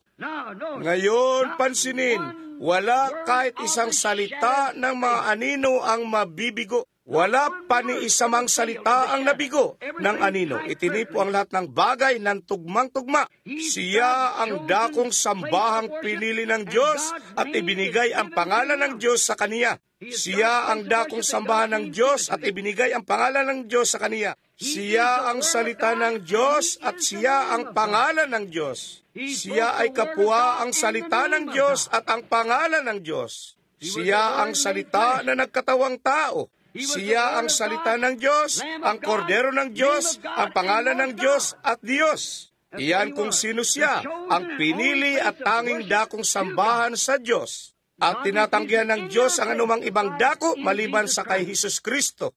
Hindi mo siya masasamba kahit saan. Kaniyang sinabi, datapwat walang kabuluhan ang pagsamba nila sa akin na nagtuturo ng kanang pinakaaral na mga utos ng tao. Ngayon, mayroon tayong mga kredo, mga dogma at lahat na nagtuturo ng ito ang daan at iyon ang daan.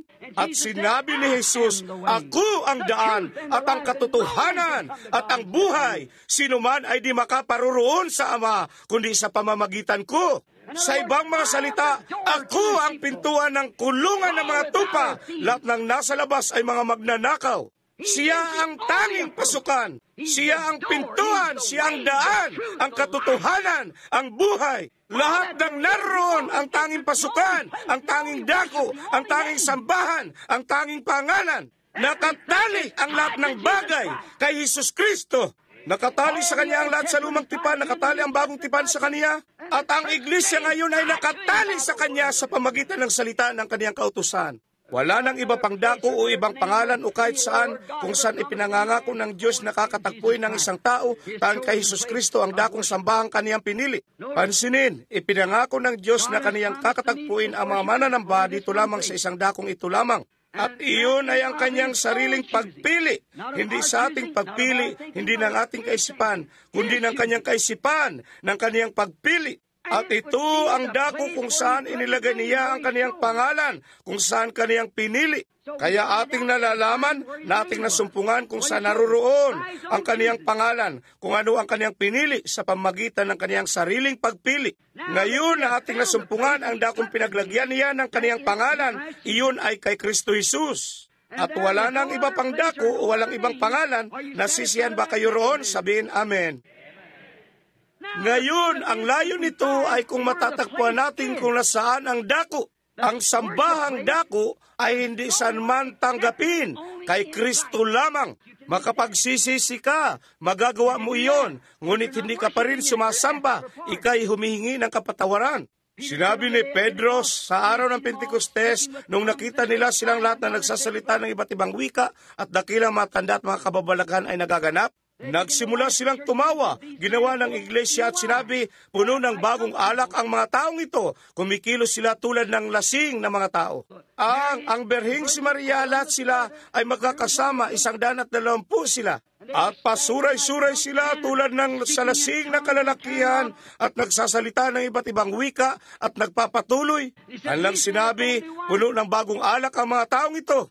Subalit si Pedro tumayo nagsabi, mga kalalakihan at mga kapatid, ang mga taong ito ay hindi puno ng bagong alak sapagkat ito lamang ang 3 oras ng araw. Datapwat ito ay yaong ipinangusap ng propetang si Joel. At mangyayari ito sa huling mga araw, sabi ng Diyos, na ibubuhos ko ang aking espiritu sa lahat ng laman. Manganghuhulang inyong mga anak na lalaki at ang mga anak na babae. Sa ibabaw ng aking mga lingkod na babae at lingkod na lalaki, ay ibubuhos ko ang aking espiritu. Magpapakita ako na matanda sa sangkalangitan sa itaas at sa lupa, apoy, mga haliging apoy, mga singaw ng usok. Ito ay mangyayari bago dumating ang dakila at kakilakilabot na kaarawan ng Panginoon, na sinuman ang tatawag sa pangalan ng Panginoon ay maliligtas. Nang marinig nila ito ay nangasaktan sila sa kanilang mga puso at sinabi, mga kalalakihan at mga kapatid, anong gagawin namin? Sinabi ni Pedro, mangagsisi ang bawat isa sa inyo at magpabautismo sa pangalan ni Jesus Kristo para sa ikapagpapatawad ng inyong mga kasalanan at inyong matatanggap ang kaloob ng banal na Espiritu sapagkat ang pangako ay yaong lahat ng mga darating na henerasyon. Ngayon, nalaman na natin iyon.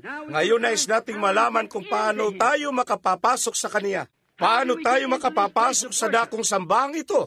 Ang unang Korinto 12 ang makasasagot nito, sapagkat sa pamamagitan ng isang banal na espiritu, hindi sa pamamagitan ng isang iglesia, hindi sa pamamagitan ng isang kredo, hindi sa pamamagitan ng isang mangangaral, hindi sa pamamagitan ng isang obispo, hindi sa pamamagitan ng pari, kundi sa pamamagitan ng isang banal na espiritu, tayong lahat ay binautismuhan sa isang katawan, na siyang katawan ni Jesus Kristo. At nagpapasok sa bawat kaloob na nakahimlay sa katawang iyon. Opo, Ginoo. Walang pagsapi, walang pagbigkas ng mga kredo, walang palakasan, hamakan, kamayan o ano paman, kundi dahil sa kapanganakan ay nabautismuhan tayo sa katawan ni Jesus Kristo. Amen. Sa pamamagitan ng isang banal na espiritu ay nabautismuhan tayo sa isang katawan. At ano ang katawang iyon? Nang pasimula ay salita, at ang salita ay sumasa Diyos, at ang salita ay Diyos. At ang salita ay nagkatawang tao at tumahan sa gitna natin. Paano mangyayaring tayo ay nasa katawang iyon at itinatanggi ang isang salita nito o ilagay ito palayo sa kung saan paman na ito'y wala nga maging sa katawan? Paano natin magagawa ito? Ang dakong pinili ng Diyos, pansinin. At kapag ikaw ay tunay na nabautismuhan sa Kaniya, ang totoong katibayan ay iyong sumasampalataya ka sa Kaniya, ang salita. Paano ka magiging isang kabahagi niya? At pagkatapos ay itinatanggi siya? Paano kung may tatanggi ang aking kamay bilang aking kamay? Kung ginagawa ko, may isang bagay na mali sa aking pag-iisip. At paano kung magagawa kung may isang bagay na mali sa aking pag-iisip? Itangging iyo'y aking kamay, itangging iyo'y aking paa. May isang bagay na mali sa espiritual sa mananampalataya na tumatanggi sa alinmang salita na sinabi na ng Diyos at ipinangako. May isang bagay na mali sa espiritual sa naturigang mananampalatayang iyon. Hindi mo may tatanggi ang isang titik niya dahil ikaw ay naging kabahagi niyon. Bahagi ka niya sapagkat ika'y binautismuhan sa kaniya sa pamamagitan ng banal na espiritu na nagdala sa iyo sa katawan ni Jesus Kristo. Ano't isang napakagandang bagay. May isang tiyak na dako na kinatagpo niya. Kinatagpo niya si Abraham at doon sumamba si Abraham. Lahat tuloy hanggang sa dulo ng tipan.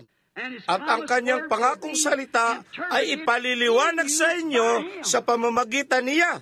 Nakuha ba ninyo iyon? Ang salita na kaniyang ipinangakong tutuparin sa araw na inyong pinamumuhayan. Kayo ay magiging isang nakasulat na epistula ng Diyos na binabasa ng lahat ng tao. Hindi kung ano ang inyong inaangkin, kundi kung ano ang ginagawa ng Diyos sa pamagitan ninyo ay mangungusap ng mas malakas kaysa alinmang bagay na maaari ninyong angkinin. Sinabi ng Diyos, ang mga tandang ito ay susunod sa kanila na sumasampalataya.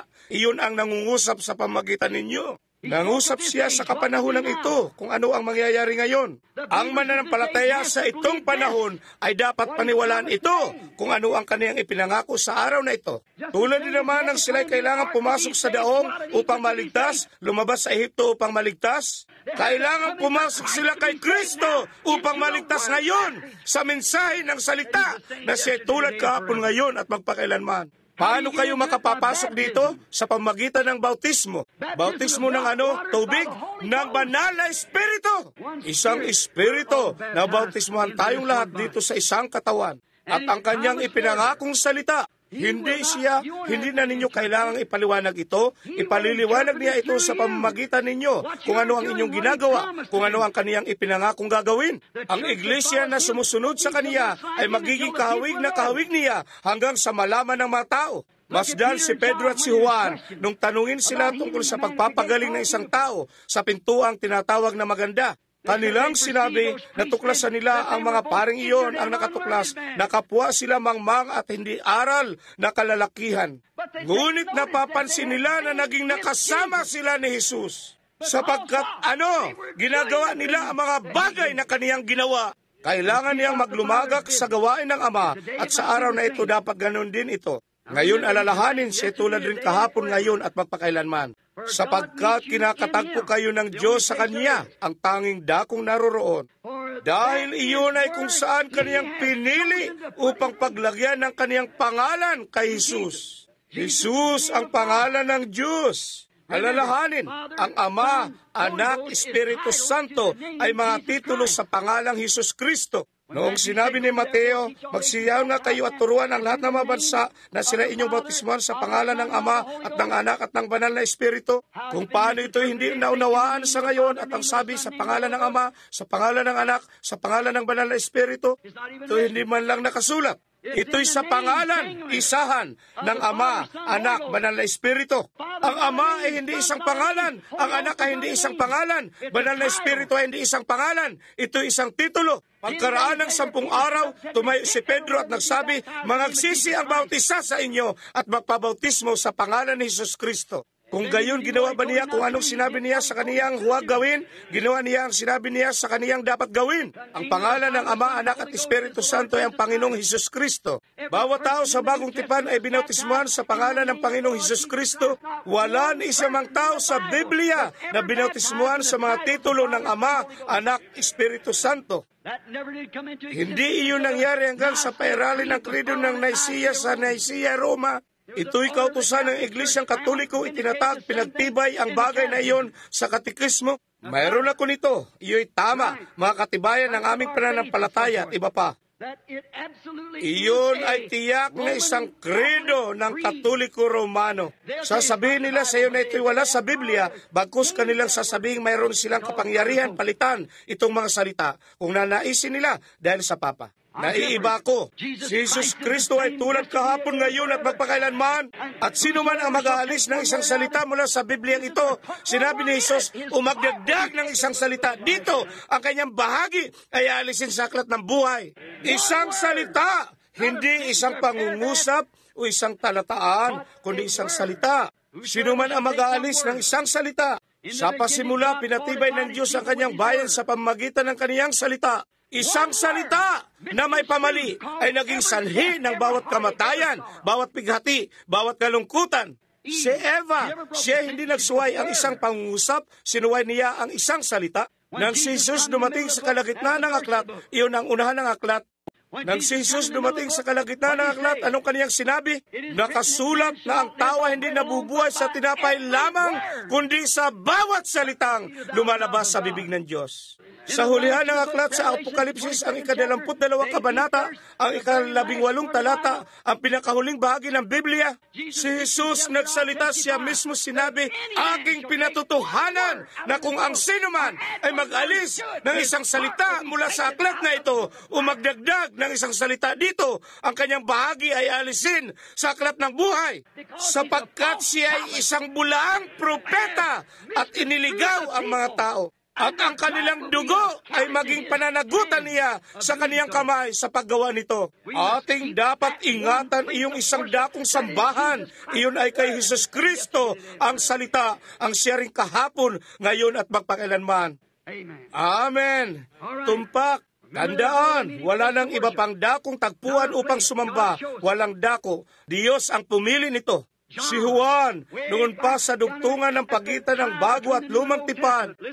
Makinig mabuti ngayon, pansining mabuti.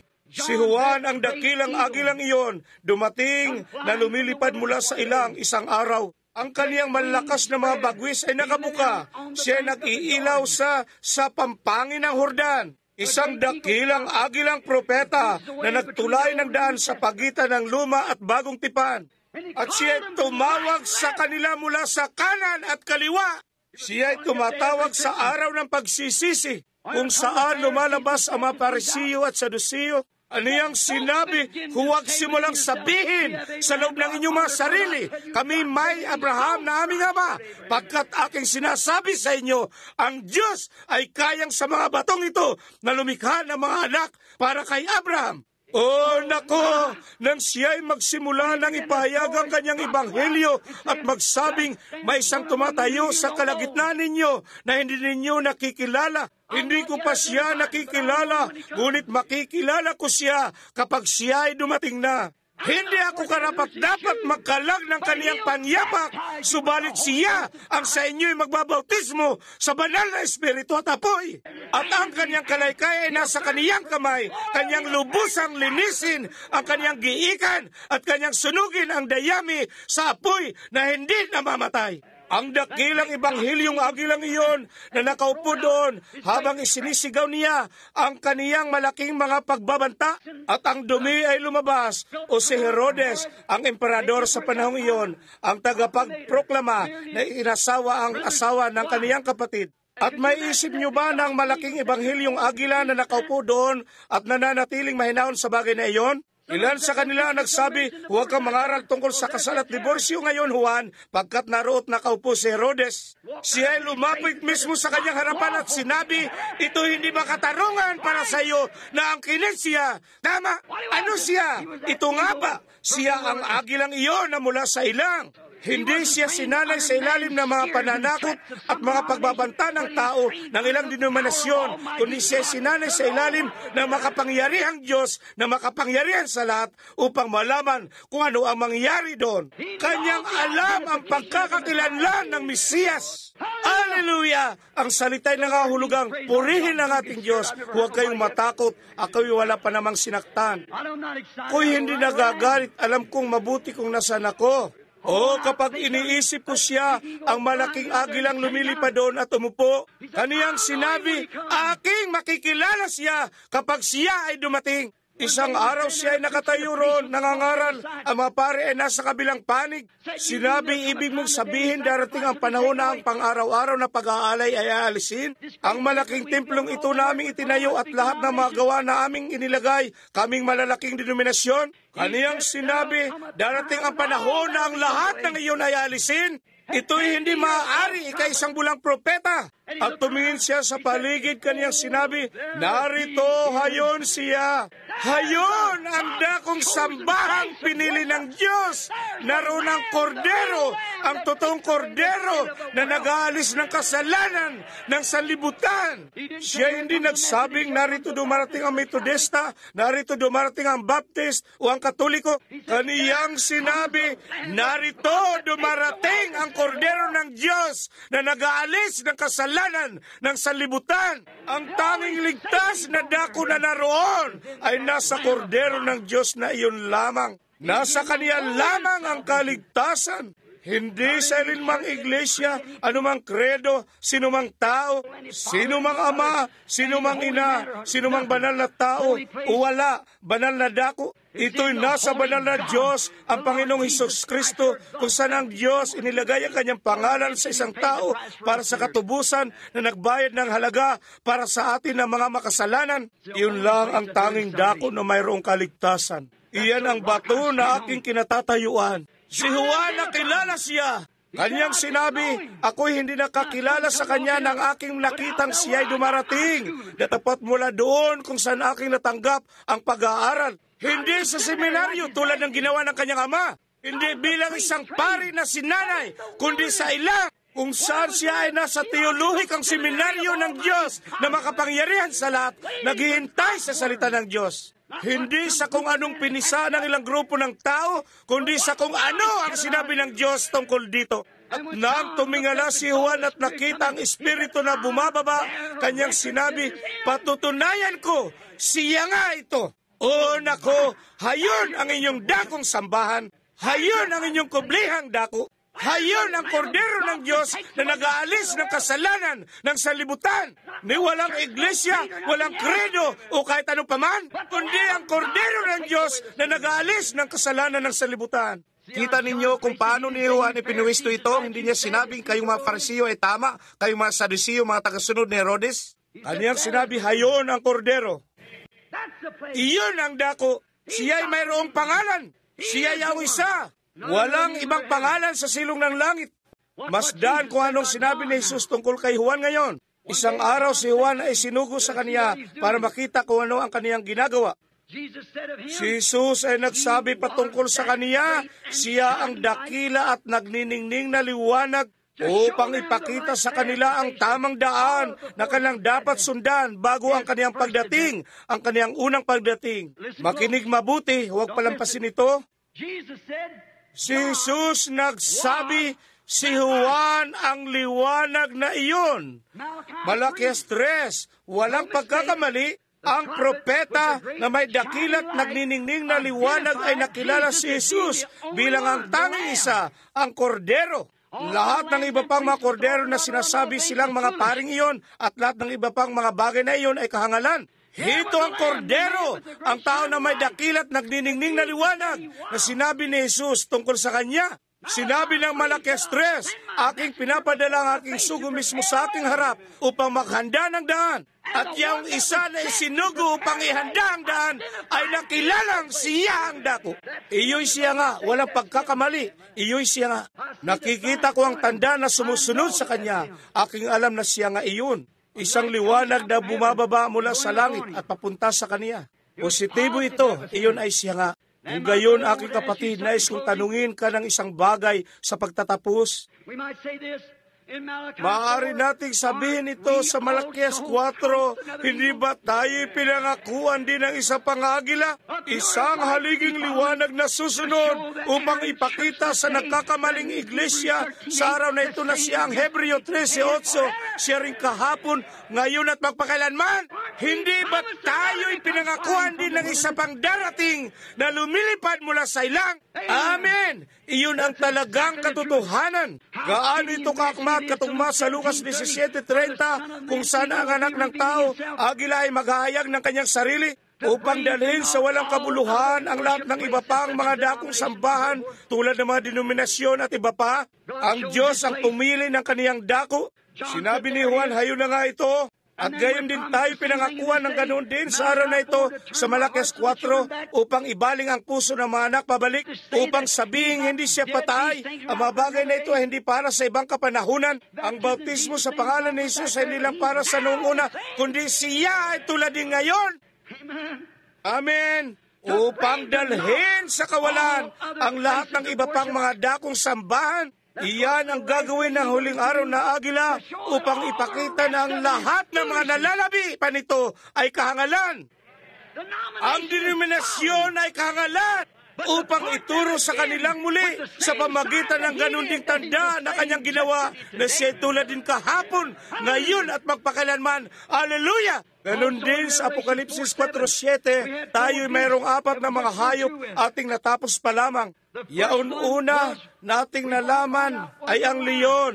Iyon ang unang hayop na sumulong upang harapin ang hamon ng araw na iyon. Ang leon ang angkan ni Hoda. Pagkatapos niya ay dumating ang sumunod na hayop. At ating nalaman na ang sumusunod na hayop ay isang baka, na isang hayop ng kahirapan, isang pag-aalay. Sa mga araw ng Romanong Katedral, ang iglesia ay namatay, pag-aalay. Ang sumunod na dumating ay isang tao, ay isang hayop na may anyo ng isang tao. At ang taong iyon ay ang mga reformista, ang pinag-aralan ng tao, teolohiya at iba pa.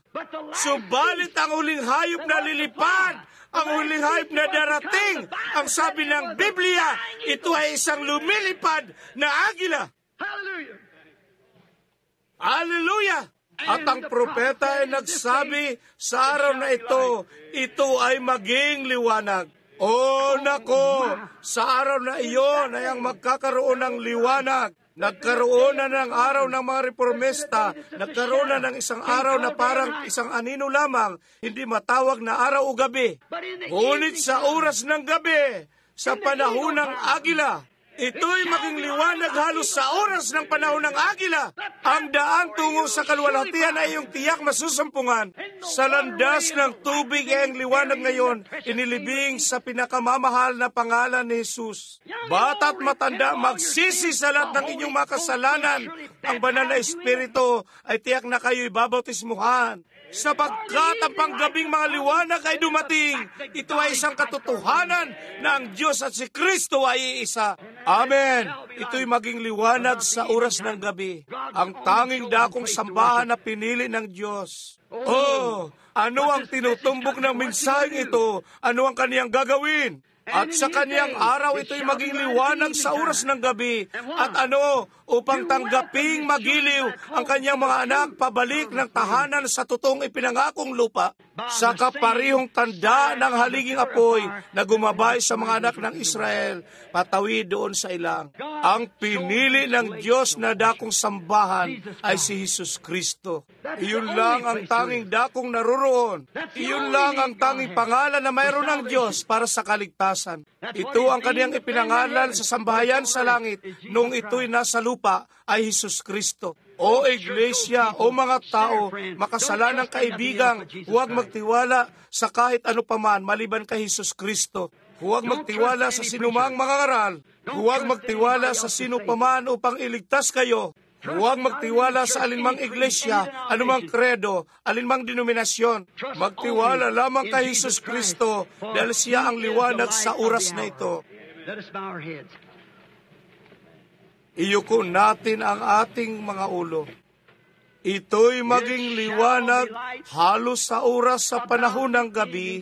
Ang daan tungo sa kaluwalhatian ay iyong tiyak masusumpungan. Sa landas ng tubig ay ang liwanag ngayon inilibing sa pinakamamahal na pangalan ni Jesus. Bata at matanda, magsisinang lahat ng inyong kasalanan. Ang banal na Espiritu ay tiyak na papasok na. Ang panggabing liwanag ay dumating. Ito ay ang katotohanan na ang Diyos at si Kristo ay iisa.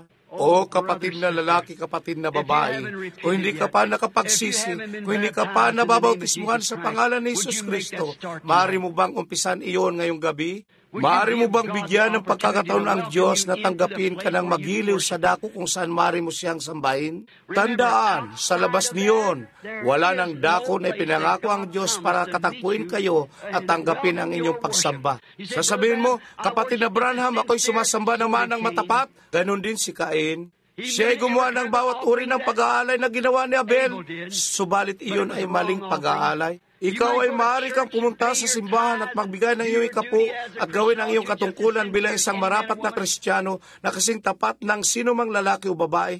Tumayo na ako dito ngayon, humigit kumulang 30 taon sa palibot ng lungsod dito at nagsisigaw ng ito pa ring mensahe.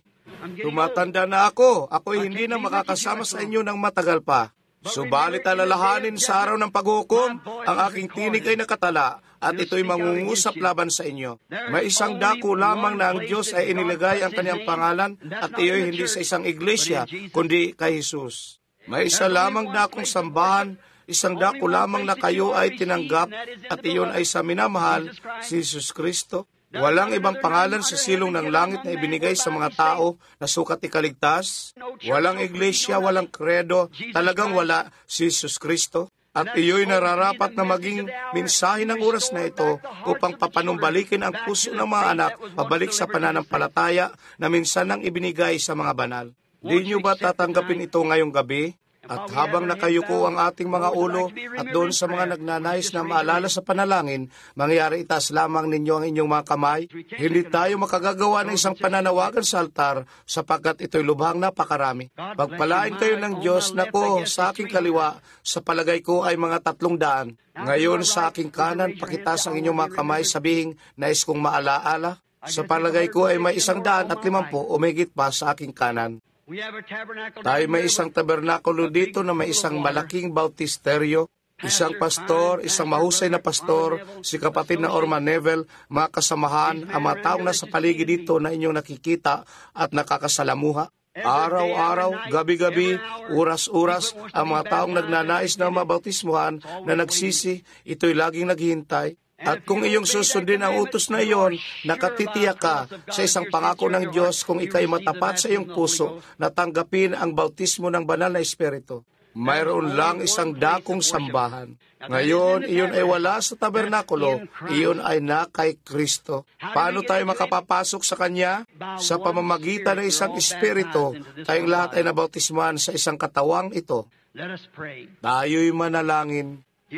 Mahal na Diyos, habang ang mga kamay na ito ay nakataas, kanilang ipinakilala kung ano ang nasa ilalim ng kamay na iyon sa puso.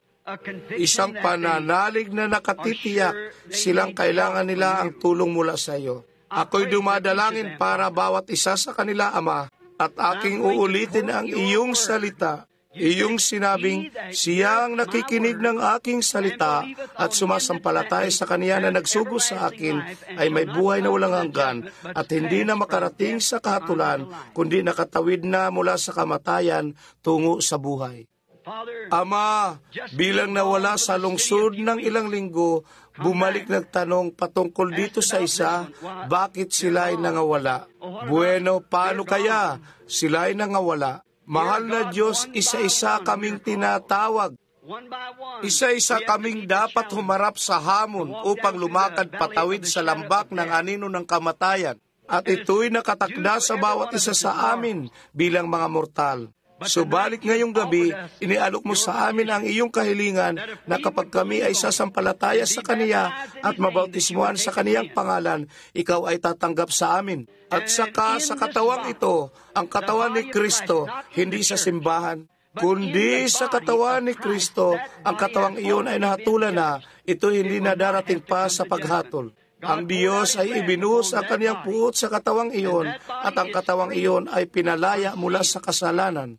At bilang nasa Kaniya, inilagay tayong malaya mula sa kasalanan sa pamamagitan ng kaniyang pagbabayad puri na namatay dahil sa atin. At dahil doon, tayo mayroong pakikipag-ugnayan sa isa't isa, samantalang ang dugo ni Jesus Kristo, ang anak ng Diyos, ay pinapanatili tayong malinis mula sa lahat ng kasalanan at karumihan. Ama Diyos, ako'y dumadalangin ko na dadalhin mo ang bawat isa sa kanila sa iyong kaharian. Ipagkaloob ito, Diyos. Naway walang isa man sa kanila ang mapahamak. Naway walang isang batang lalaki o batang babae, lalaki o babae.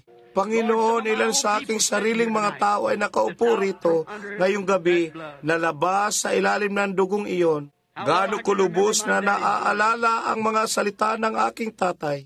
At idinadalangin ko, mahal na Diyos, na wala sa kanilang mawawala. Ipagkaloob ito, Panginoon. Ako'y sumasampalataya sa iyo ngayon sa lahat ng aking dapat pananampalatayanan. Kumilos sa aking mga kapatid na lalaki, mga kapatid na babae, aking mga kaibigan, dito sa dako ito ngayong gabi at doon sa labas sa pamagitan ng telepono. Maraming iba't ibang mga estado na nakikinig, magmula sa silangang baybayin hanggang sa kanluran. Aking idinadalangin, mahal na Diyos, pababa sa kabilang panig ng mga disyerto doon sa Tucson, doon sa California, doon sa Nevada at Idaho, sa daang tungo sa silangan at sa paligid, pababa sa Texas. Habang ang paanyayang ito ay pinagkakaloob ang mga taong nakaupo sa maliliit na mga simbahan, sa mga gasolinahan, mga tahanan na nakikinig. O Diyos, nawa ang naligaw na lalaki o babae, batang lalaki o batang babae sa oras na ito ay lumapit sa iyo. Ipagkaloob na ito ngayon. Aming inihiling ito sa pangalan ni Jesus na kanilang matagpuan itong ligtas na dako habang may oras pa. Kapag aming nakikita ang sulat kamay sa dingding, ang mundo ay natatakot, ang oras ng pagliligtas ay malapit na. Ang bahagi ng ating bansa ay lumulubog, ang ibang bahagi ay gumigewang-gewang at sumasabog kasama ng malindol gaya ng ipinangako ni Jesus na mangyayari. Huwag itong hayaang tumagal sa kanila, Panginoon, naway kanilang tanggapin ito ngayon, sapagkat aming ibinibigay sila sa iyo bilang mga tropeyo ng kapulungan ng Ebanghelyo sa pangalan ni Jesus. Amen. Kayo ba'y naniniwala sa Kanya? Pagpalain kayo ng Diyos. Ilan ang naniniwalang iyon ng katotohanan sa aking kaliwa? Itaas ang inyong kamay. Ilan sa bandang kanan? Itaas ang inyong kamay. Pagpalain kayo ng Diyos sa abot ng aking makita, lahat. Iyo'y katotohanan, mga kaibigan, alam ng Diyos na iyo'y totoo. Ngayon, habang nasa Kaniya at bilang nasa Kaniya, may daanan kayo sa lahat ng bagay na naging dahilan ng kaniyang kamatayan. At ano ang dahilan bakit siya namatay? Siya ay nasugatan dahil sa ating mga pagsalangsang, nabugbog dahil sa ating kasamaan. Ang kaparusahan patungkol sa ating kapayapaan ay nasa Kanya, at sa Kanyang mga latay ay nagsigaling tayo. Pinaniniwalaan ba ninyo iyon? Naniniwala ba kayo sa Kaniyang pagbabayad puri para sa pagpapagaling ngayon? Mayroon bang may sakit sa isa sa atin? Hayaang itas nila ang kanilang mga kamay, kanan o kaliwa. Napakaraming mga pulutong ng karamdaman, hindi ko matatawag ang pagpila. Nakikita ninyo, hindi makapapanhik sa entablado, walang paraan upang gawin ito. Sila ay nagdaraos na mga pagdarasal na kapulungan doon sa ibang mga lugar para sa mga may sakit, sa mga iglesia at mga bagay-bagay sa tabernakulo. Ako'y magtatanong sa inyo ng isang bagay, ilang mananampalataya ang narito, itaas ang inyong kamay. Mabuti. Uulitin ko sa inyo ang salita na si Kristo. Ang huling tagubilin ni Jesus sa mundo at sa iglesia pala. Kaniyang sinabi ito, ang mga tanda na ito ay susunod sa kanila na sumasampalataya. Kung ipapatong nila ang kanilang mga kamay sa may sakit, sila ay magsisigaling. Ilan ang nakakaalam na iyo'y totoo? Sa Marcos 16, sabihin, Amen. Mabuti, hinihiling ko sa inyo bilang mga mananampalataya na ipatong ang inyong mga kamay sa taong nasa harap ninyo. Ipatong lamang ang inyong mga kamay sa taong nasa inyong harapan at hayaang manalangin ang bawat isa ng isang panalangin para sa isa't isa ngayon. Ipatong ang inyong mga kamay sa isang tao na nasa paligid ninyo. Lord, Panginoon, narito sa harapan ko ay isang kahong mga panyulito, maliliit na peraso ng mga gamit. Ilang matatandang ina na nakahiga sa kung saan, nag-aagaw buhay, isang sanggol na malapit nang mamatay, mga may sakit na mga tao kung saan-saan. Aming nabasa sa Biblia na kanilang kinuha mula sa katawan ni Pablo ang mga panyulito at mga apron. At ang mga ito ay kanilang inilagay sa mga may sakit at ang mga masasamang espiritu at maruruming mga espiritu at mga karamdaman at mga sakit ay lumisan sa mga tao. Ngayon, Panginoon, aming alam na hindi kami si San Pablo, subalit aming alam na ikaw ay nananatili pa rin si Jesus, ang tanging inilaan ng Diyos na dakong sambahan. At ngayon, sa araw na ito, ang mga taong ito ay nagtapat ng kanilang iisang pananampalataya na sumasampalatayang tulad ng ginawa ng mga taong yaon. Tiyak ang ikaw ay gumawa ng daan para sa kanila. At aking pinapatong ang aking mga kamay sa ibabaw ng mga panyulitong ito at humihiling na lumisan ang mga karamdaman at mga pagdadalamhati sa mga katawan ng mga tao at ang mga ito ay ipapatong sa pangalan ni Jesus Kristo. Ngayon tayo tinuruan na nang ang Israel ay papalabas sa Ehipto sa hanay ng katungkulan. Sila ay nasa kanilang daan tungo sa lupang pangako.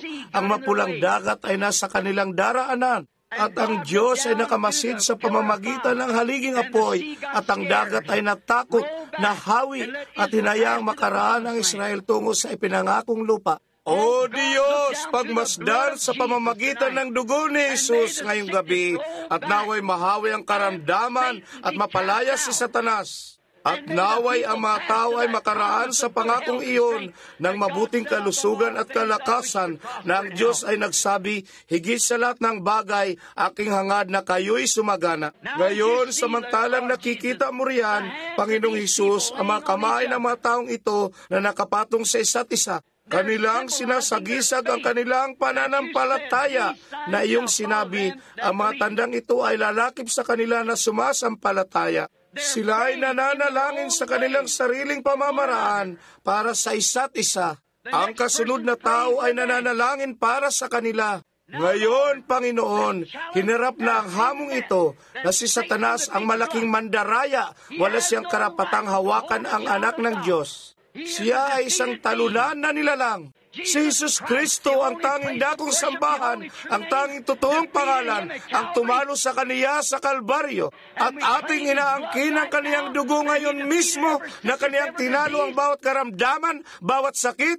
Aking tinatawagan si Satanas na lisanin ang mga tagapakinig na ito sa pangalan ni Jesus Kristo. Lumabas ka sa mga taong ito at nang sila'y maging malaya.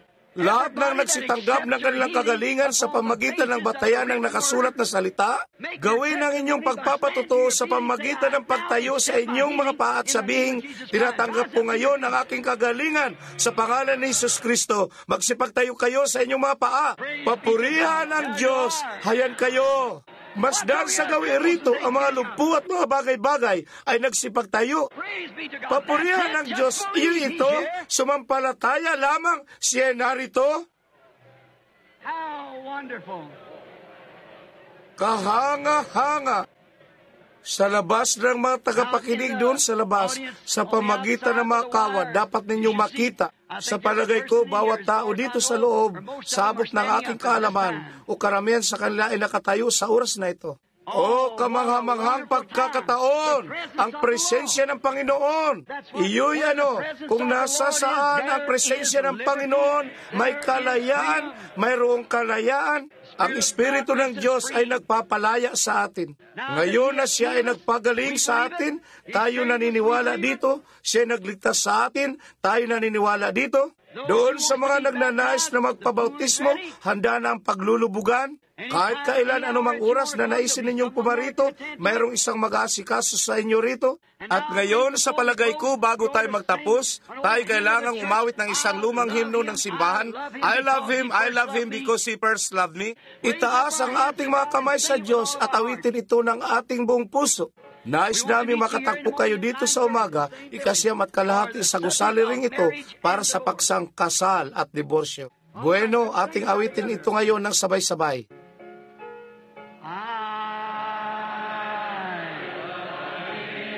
Hayaang awitin niyo ngayon, mahusay ng mga tagapakinig na ito. Sa mga nasa mga linya, awitin ito rin. Because He first loved me and purchased my salvation on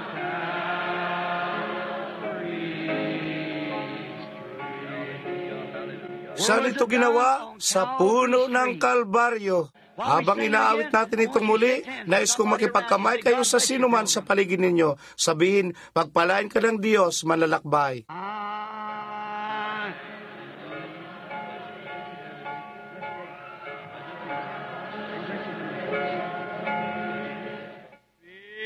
because He first and purchased my salvation on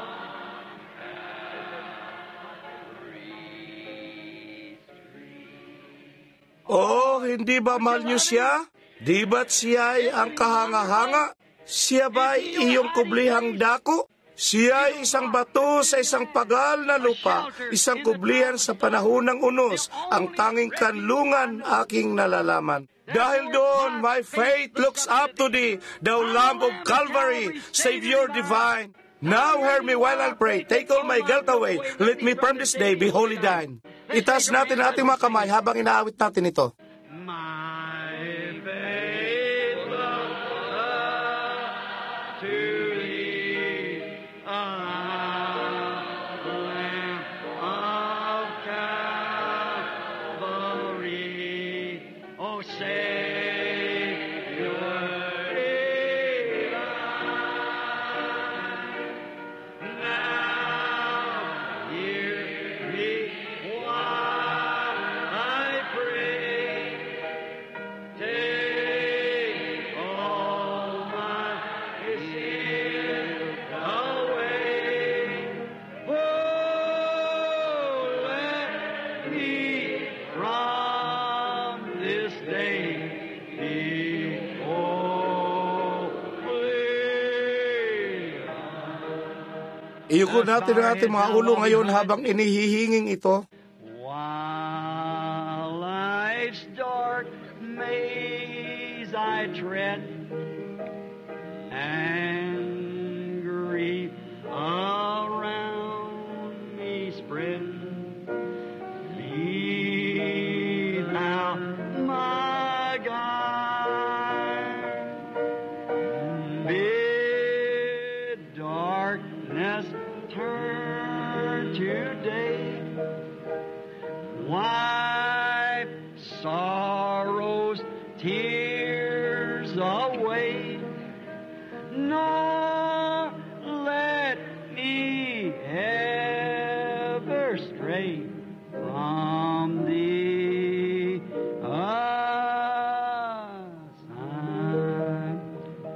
Habang nakayuko ang inyong ulo, ang ating minamahal na mga ngaral, si kapatid na Orman Nivel, ay pauwiin ang mga tagapakinig.